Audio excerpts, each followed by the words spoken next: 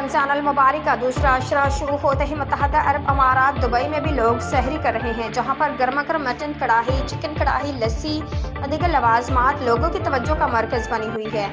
मज़ीद तफसीलात जानते हैं सलमान लुकमान से, जो इस टाइम दुबई के मुकामी होटल में मौजूद हैं। जी सलमान लुकमान, क्या तफसीलात हैं, बताइएगा ज़रा।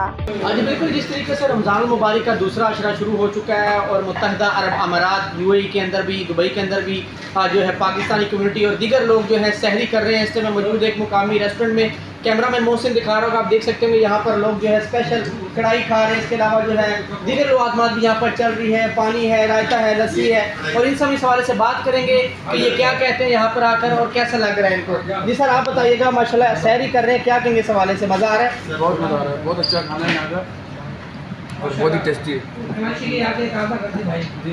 इस तरह का खाना है कि हमें घर की याद आ गई प्रदेश में। बहुत शुक्रिया जी। यहाँ पे कुछ और लोग भी हैं, मोहसिन थोड़ा सा आगे आएगा, उनसे भी हम इस हवाले से बात करेंगे कि वो क्या कहते हैं। जी सर, आप पहले बताइएगा कि कहाँ से हैं आप, कैसा लग रहा है यहाँ पे आके आपको सहरी कर रहे हैं आप? हम लोग कराची से, और माशाल्लाह कराची की यादें ताज़ा करती हैं आप। Very good, thank you.